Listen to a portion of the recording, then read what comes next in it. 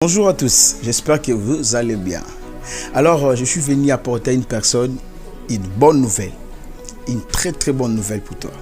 Alors, la bonne nouvelle se définit comme une information positive pour donner la joie, pour motiver, pour donner la détermination à une personne qui était désespérée. Alors, nous sommes dans la Bible, dans le livre des 2 Rois, chapitre 7, verset 1, tu vas descendre jusqu'à P. Tu vas comprendre que là où Élisée, il y avait la famine dans Samarie. Et du coup, l'homme de Dieu s'est prononcé pour dire que demain, à même heure, Dieu va faire de sorte qu'il y aura un miracle qui va se produire dans notre ville de Samarie. Alors, il y avait une personne qui s'appelait, il était vraiment l'officier, le bras droit du roi.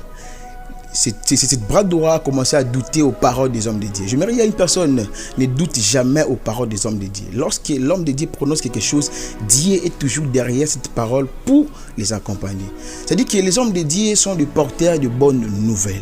Alors, lorsque l'officier, le bras droit du roi, s'est opposé à la décision, aux paroles que l'homme de Dieu avait prononcées, Dieu a utilisé 4 personnes qui étaient indésirables. C'est-à-dire que ces 4 personnes avaient une maladie qu'on appelle lèpre, une maladie indésirable. Ils étaient d'ailleurs en dehors de la ville.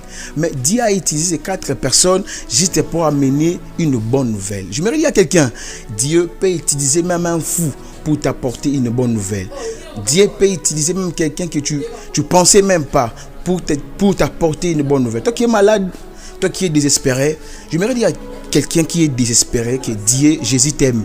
Jésus est la guérison. En fait, en Jésus, il y a toujours des solutions à nos problèmes. Là où les hommes disent que c'est impossible, parce que l'officier dit c'est vraiment impossible, même si on ouvrait le fenêtre là-bas au ciel.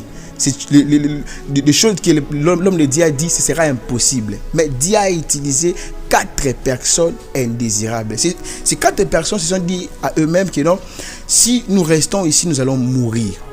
Faisons juste un geste de marcher. Et ces 4 personnes ont commencé à marcher pour aller dans le camp de l'ennemi. Dieu a utilisé le pas de ces 4 personnes pour faire de sorte que les ennemis la poussent écouter le pas de ces 4 personnes comme les bouts de chars et de chevaux.